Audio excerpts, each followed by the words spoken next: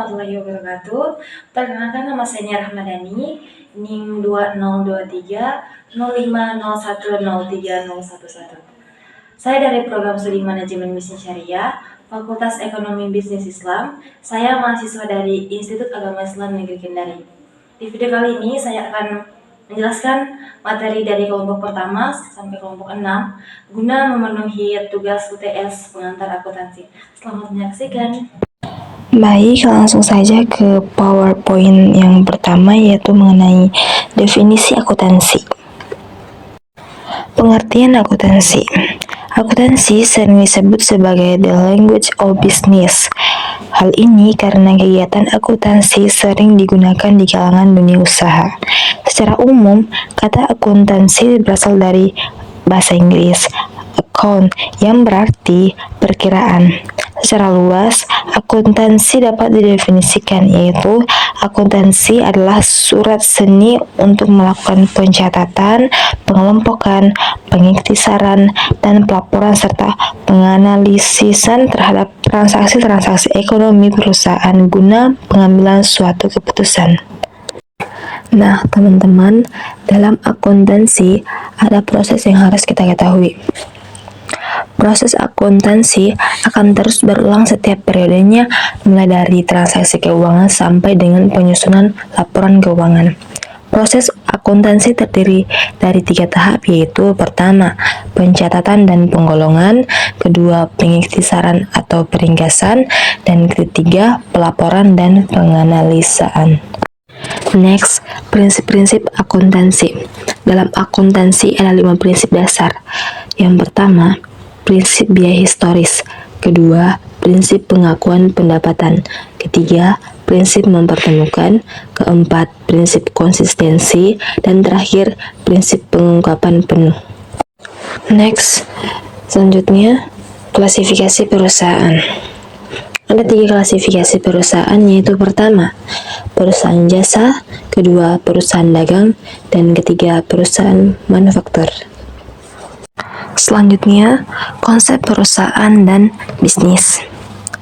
Raymond Eglos dalam bukunya Business, Its Nature and Environment and Introduction menyatakan bahwa perusahaan diartikan sebagai sebuah organisasi yang memproses perubahan keahlian dan sumber daya ekonomi menjadi barang dan jasa yang ditujukan sebagai pemuasan kebutuhan para pembeli serta diharapkan akan memberikan laba bagi para pemiliknya. Jadi, fokusnya lebih mengarah kepada organisasi, sedangkan konsep bisnis di sisi lain diartikan sebagai seluruh kegiatan yang diorganisasikan oleh orang yang berkecimpung di dalam bidang perniagaan, atau produsen, pedagang, konsumen, dan industri di mana perusahaan berada, dalam rangka memperbaiki standar serta kualitas hidup mereka. Berdasarkan kedua istilah di atas, dapat disimpulkan bahwa pengertian bisnis lebih luas daripada perusahaan karena perusahaan merupakan bagian dari bisnis. Dan yang terakhir, yaitu peran akuntansi dalam perusahaan dan pengguna akuntansi. Pihak-pihak yang berkepentingan menggunakan laporan akuntansi sebagai sumber informasi utama untuk mengambil keputusan. Informasi lain pun juga diperlukan dalam pengambilan keputusan perusahaan. Informasi-informasi tersebut ditampung menjadi satu, dianalisis, dan pada akhirnya dipakai sebagai dasar untuk pengambilan keputusan. Sebagai suatu sistem informasi, akuntansi sangatlah diperlukan baik oleh pihak internal perusahaan maupun dari luar perusahaan. Secara garis besar, pihak-pihak yang memerlukan informasi akuntansi adalah pertama, manajer, kedua, investor, ketiga, kreditor, dan terakhir, instansi pemerintah. Oke, sekarang saya akan membahas PowerPoint kelompok 2, yaitu menganalisis transaksi. Analisasi transaksi. Menurut Sunarto Zulkifli, secara umum transaksi dapat diartikan sebagai kejadian ekonomi atau keuangan yang melibatkan paling tidak dua pihak atau seseorang dengan seseorang atau beberapa orang lainnya yang saling melakukan pertukaran, melibatkan diri dalam serikatan usaha pinjam-meminjam atas dasar sama-sama suka ataupun atas dasar suatu ketetapan hukum atau syariah yang berlaku.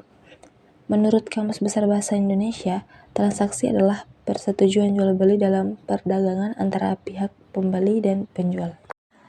Ada beberapa jenis-jenis data analisis. Yang pertama, analisis deskriptif menurut Michigan State University. Analisis deskriptif adalah jenis pengolahan data yang ditunjukkan untuk mengetahui kondisi lapangan, pasar, dan konsumen saat ini. Kedua, analisis diagonis. Sedikit lebih dalam dari analisis deskriptif, jenis pengolahan data ini bertujuan untuk mencari tahu akar masalah dan latar belakang dari suatu kondisi. Ketiga, analisis prediktif. Jika pada analisis diagonis kamu fokus pada alasan, di analisis prediktif justru kamu meramal atau forecasting apa yang akan terjadi di masa yang akan datang. Keempat, analisis preskriptif. Selanjutnya, jenis analisis yang harus dikuasai oleh seseorang data analis adalah analisis preskriptif. Jadi, ketika kamu sudah punya gambaran di masa depan atau memprediksi peluang, kamu bisa merancang model baru untuk produkmu. Yang kelima, analisis eksplorasi. Menurut Velvetich, analisis eksplorasi bertujuan untuk mencari hubungan antara variabel data yang mungkin belum diketahui. Keenam, data mining. Data mining adalah jenis analisis lain yang berfokus untuk mengetahui pola dengan meninjau data dalam jumlah besar. Yang terakhir, analisis regresi. Analisis regresi adalah jenis analisis data untuk mengetahui hubungan antara variabel data yang dependen dan independen. Next, selanjutnya metode analisis transaksi. Yang pertama, menentukan jenis akun. Langkah pertama adalah menentukan akun mana yang terpengaruh oleh transaksi tersebut. Kedua, terapkan aturan debit dan kredit pada akun debit meningkatkan akun aset dan kredit meningkatkan akun kewajiban atau ekuitas. Debit berarti mencatat transaksi di sisi kiri, sedangkan kredit berarti mencatat transaksi di sisi kanan.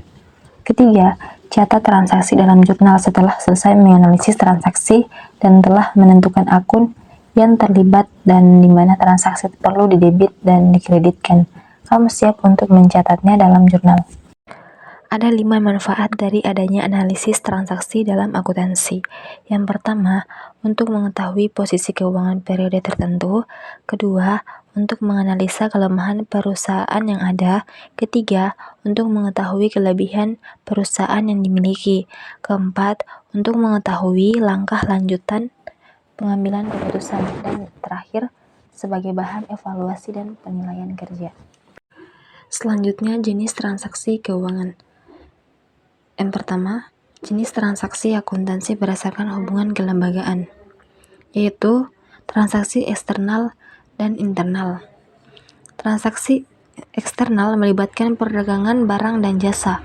Oleh karena itu, dapat dikatakan bahwa setiap transaksi yang dilakukan oleh dua orang atau dua organisasi dengan satu pembelian dan yang lainnya menjual dianggap sebagai transaksi eksternal. Sedangkan transaksi internal yaitu transaksi tidak melibatkan penjualan ataupun pembelian dari pihak luar, melainkan proses lain di dalam perusahaan. Kedua, jenis transaksi akuntansi berdasarkan metode pembayaran. Pertama, transaksi tunai adalah bentuk transaksi yang paling umum yang mengacu pada transaksi dengan penggunaan uang tunai. Kedua, transaksi non-tunai. Transaksi tidak terkait dengan transaksi yang menentukan apakah uang tunai telah dibayarkan atau akan dibayarkan di masa depan. Bayaran tunai atau kredit adalah transaksi non-tunai. Ketiga, transaksi kredit adalah transaksi yang ditangguhkan pembayarannya sesuai perjanjian dan akan diselesaikan di masa mendatang. Ketiga, jenis transaksi akuntansi berdasarkan tujuan. Yang pertama, transaksi bisnis. Ini adalah transaksi sehari-hari yang membuat bisnis tetap berjalan, seperti penjualan dan pembelian, sewa ruang kantor, iklan, dan pengeluaran lainnya. Kedua, transaksi non-bisnis ini adalah transaksi yang tidak melibatkan penjualan atau pembelian tetapi mungkin melibatkan sumbangan atau tanggung jawab sosial. Masuk ke PowerPoint kelompok 3, yaitu tentang karakteristik proses penyesuaian. Masuk ke penjelasan. A. Karakteristik akuntansi penyesuaian. Konsep periode akuntansi mengharuskan pendapatan dan beban dilaporkan pada periode yang tepat dengan mengacu pada International Financial Reporting Standards yang mengharuskan penggunaan akuntansi berbasis akrual. Ada dua cara untuk melakukan proses akuntansi. Yang pertama, akuntansi akrual. Mencatat dampak dari setiap transaksi pada saat terjadinya sebagian besar perusahaan menggunakan dasar akrual. Kedua, akuntansi dasar kas. Hanya mencatat penerimaan kas dan pembayaran kas. Akuntansi dasar kas ini mengabaikan piutang, utang, dan penyusutan. Next, B. Proses penyesuaian. Untuk mengetahui cara membuat jurnal penyesuaian konsep periode akuntansi, mengharuskan pendapatan dan beban dilaporkan pada periode yang tepat. Hal ini terkait basis pencatatan akuntansi akrual basis. Beberapa akun memerlukan pemutakhiran atau updating dengan alasan sebagai berikut. Pertama, beberapa beban tidak dicatat secara harian. Kedua, beberapa pendapatan dan beban direalisasi dengan berlalunya waktu dan bukan transaksi yang terjadi secara khusus. Ketiga, beberapa pendapatan dan beban mungkin belum dicatat. C. Jenis akun yang memerlukan penyesuaian. Pertama, beban dibayar di muka. Kedua, pendapatan diterima di muka. Ketiga, utang beban. Keempat, piutang pendapatan. Kelima, bahan habis pakai. Keenam, kerugian piutang. Dan terakhir, penyusutan. Dan penjelasan yang terakhir yaitu jurnal penyesuaian. Jurnal penyesuaian adalah jurnal yang digunakan untuk mencatat akun buku besar yang perlu disesuaikan agar menunjukkan keadaan yang sebenarnya. Selanjutnya, kita masuk ke PowerPoint kelompok 4, yaitu menyelesaikan siklus akuntansi. Langsung saja, A. Definisi siklus akuntansi. Siklus akuntansi adalah proses penyusunan suatu laporan keuangan yang dapat dipertanggungjawabkan dan diterima secara umum, prinsip-prinsip yang dicakup dalam ruang lingkup akuntansi dalam suatu periode tertentu. Proses akuntansi yang diawali dengan menganalisis serta menjurnal transaksi dan diakhiri dengan mengikhtisarkan dan melaporkan transaksi tersebut disebut siklus akuntansi atau accounting cycle. B. Fungsi dan tujuan akuntansi. Siklus akuntansi berfungsi sebagai pemasti dengan menghitung jumlah nyata dari penyusutan aset dengan menggunakan metode yang tepat untuk aset tertentu. Adapun fungsi siklus akuntansi meliputi: pertama, pencatatan transaksi; kedua, pengklasifikasian transaksi; ketiga, penyesuaian; keempat, penutupan; kelima, penyusunan laporan keuangan; dan terakhir, audit dan pemeriksaan. Tujuan utama akuntansi adalah mengumpul dan melaporkan informasi keuangan suatu bisnis, juga untuk menyediakan informasi dalam bentuk laporan yang berisi posisi keuangan, hasil usaha, dan perubahan posisi keuangan lainnya. C. Langkah-langkah dalam siklus akuntansi. Yang pertama, identifikasi transaksi adalah tahap pertama dalam siklus akuntansi. Kedua, merekam transaksi dalam jurnal. Ketiga, merekam transaksi dalam buku. Keempat, penyesuaian akhir periode. Dan terakhir, membuat laporan keuangan. D. Proses siklus akuntansi. Ada beberapa tahap, yaitu tahap pertama, tahap pencatatan bukti transaksi, yaitu merupakan suatu proses pengumpulan dan mencatat bukti atas suatu transaksi yang telah disetujui oleh perusahaan dan disusun ke dalam buku harian atau jurnal umum.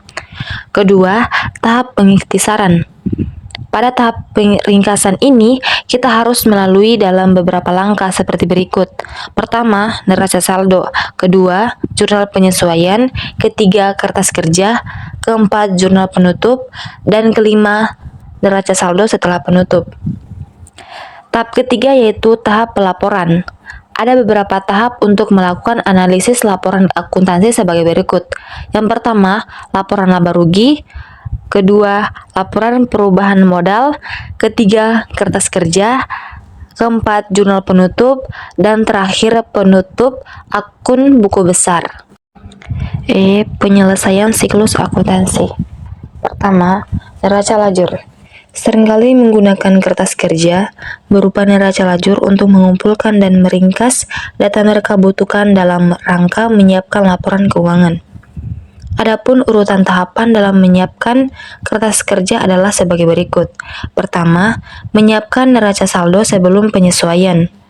Kedua, memasukkan data jurnal penyesuaian ke kolom penyesuaian yang ada dalam kertas kerja. Ketiga, memindahkan tiap saldo masing-masing akun yang ada dalam kolom neraca saldo setelah penyesuaian dalam kolom laporan keuangan. Kedua, jurnal balik. Ada 4 hal yang perlu dibuatkan ayat jurnal balik, yaitu pertama, beban yang masih harus dibayar, atau beban akrual, atau hutang akrual. Kedua, pendapatan yang masih harus diterima, atau pendapatan akrual, atau piutang akrual. Ketiga, biaya dibayar di muka yang mula-mula dicatat langsung sebagai beban bukan sebagai set atau prepaid. Keempat, pendapatan diterima di muka yang mula-mula dicatat langsung sebagai pendapatan bukan sebagai hutang. Ketiga atau terakhir, jurnal penutup. Jurnal penutup dilakukan dengan cara: pertama, mentransfer akun pendapatan yang memiliki saldo normal kredit ke sebelah debit dan kemudian mengkredit akun ikhtisar laba rugi. Kedua, mentransfer akun beban yang memiliki saldo normal debit ke sebelah kredit dan kemudian mendebit akun ikhtisar laba rugi. Ketiga, mentransfer jumlah laba bersih atau rugi bersih ke akun modal dengan ketentuan bahwa jika laba bersih, maka akun modal akan dikredit atau debitnya adalah akun ikhtisar laba rugi, dan sebaliknya, jika rugi bersih, maka akun modal akan didebit atau kreditnya adalah akun ikhtisar laba rugi. Terakhir, mentransfer akun prive atau penarikan yang memiliki saldo normal debit ke sebelah kredit dan kemudian mendebit akun modal. Next, selanjutnya masuk ke PowerPoint kelima, yaitu perusahaan dagang. A. Pengertian akuntansi. Pertama, definisi menurut kegunaan. Akuntansi merupakan aktivitas jasa yang berfungsi memberikan informasi kuantitatif mengenai kesatuan-kesatuan ekonomi, terutama yang bersifat keuangan, yang bermanfaat dalam pengambilan keputusan. 2. Definisi menurut kegiatan. Akuntansi adalah seni mencatat, mengklasifikasi, dan mengikhtisarkan transaksi-transaksi atau kejadian yang sekurang-kurangnya bersifat keuangan dengan cara menginterpretasikan hasil-hasilnya. B. Prinsip-prinsip akuntansi. Yang pertama, prinsip pengakuan pendapatan adalah pendapatan dikatakan telah direalisasi jika produk telah dipertukarkan dengan gas. Kedua, prinsip penandingan adalah dalam mengakui beban, pendekatan yang dipakai yaitu pendapatan. Ketiga, prinsip pengakuan penuh adalah dalam memutuskan informasi apa yang akan dilaporkan. Praktek yang umum adalah menyediakan informasi yang cukupi untuk mempengaruhi penilaian dan keputusan pemakai. Keempat, prinsip biaya adalah aset harus dicatat pada biayanya. Biaya digunakan karena biaya tersebut relevan dan andal. Biaya disebut relevan karena menunjukkan harga yang dibayar, aset yang dikorbankan, dan kesepakatan yang dibuat pada tanggal perolehan. C. Pengertian perusahaan dagang. Perusahaan dagang adalah perusahaan yang membeli barang dagangan dari pemasak dan menjualnya kembali kepada pelanggan tanpa diproses terlebih dahulu atau tanpa diubah bentuknya. Yang termasuk dalam golongan perusahaan dagang ini antara lain distributor, agen tunggal, pengecer, toko swalayan, toko serba ada, pusat barang-barang grosir. Secara garis besar, transaksi perusahaan dagang yang sering terjadi dibagi menjadi 4, yaitu pembelian, pengeluaran gas, penjualan, dan penerimaan gas. Prosedur pembelian dan penjualan barang dagang antara perusahaan satu dengan perusahaan lain dapat berbeda. Misalnya, pembelian dan penjualan yang dilakukan secara kredit.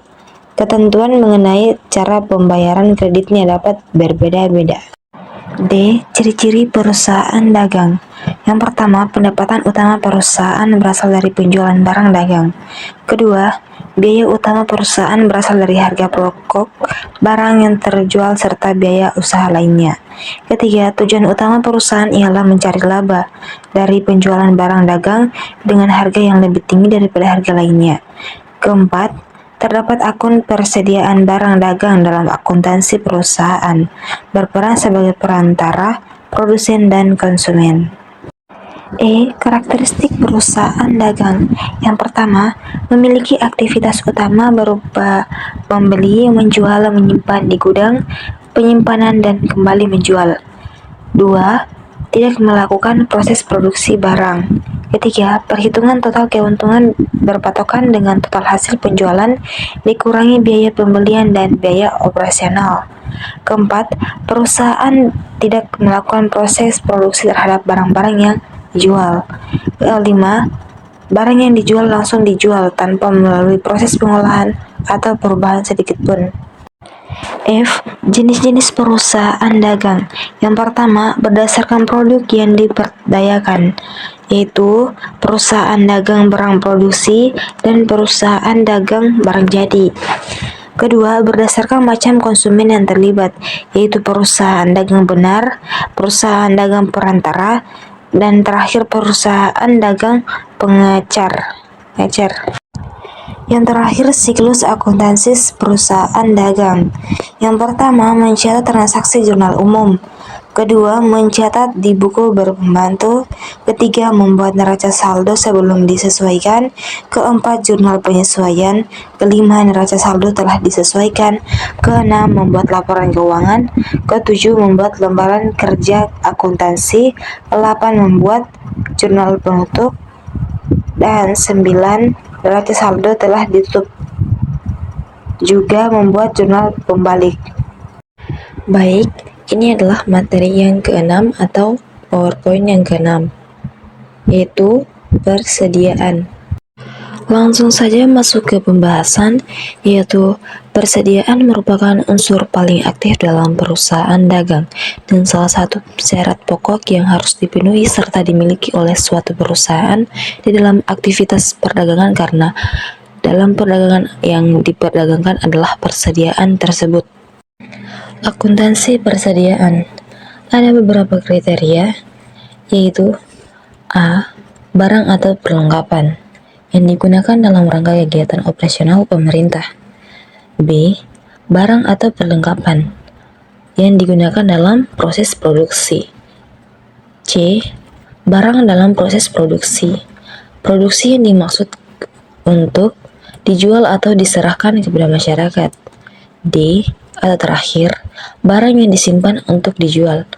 Barang yang dimaksud adalah barang yang diserahkan kepada masyarakat dalam rangka kegiatan pemerintahan, contohnya adalah hewan atau tanaman.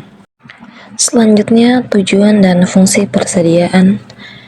Yang pertama, menghilangkan risiko keterlambatan datangnya barang atau bahan yang dibutuhkan perusahaan. Kedua, menghilangkan risiko dari materi yang dipesan berkualitas tidak baik sehingga harus dikembalikan. Ketiga, sebagai salah satu alternatif dalam mengantisipasi bahan yang dihasilkan atau diproduksi tergantung pada musim atau barang yang dihasilkan musiman sehingga dapat digunakan bila bahan itu tidak ada dalam pasaran. Keempat, mempertahankan stabilitas operasi perusahaan atau menjamin kelancaran arus produksi. 5. Mencari penggunaan mesin yang optimal. Keenam, memberikan pelayanan kepada langganan dengan sebaik-baiknya dengan memberikan jaminan tersedianya barang jadi. Ketujuh, membuat pengadaan atau produksi tidak perlu sesuai dengan pengguna atau penjualnya. Fungsi persediaan. Fungsi yang pertama yaitu fungsi independensi. Persediaan ini memiliki fungsi agar perusahaan dapat melakukan proses produksi meski supplier tidak dapat menyanggupi jumlah dan waktu pemesanan barang yang dilakukan perusahaan dengan cepat.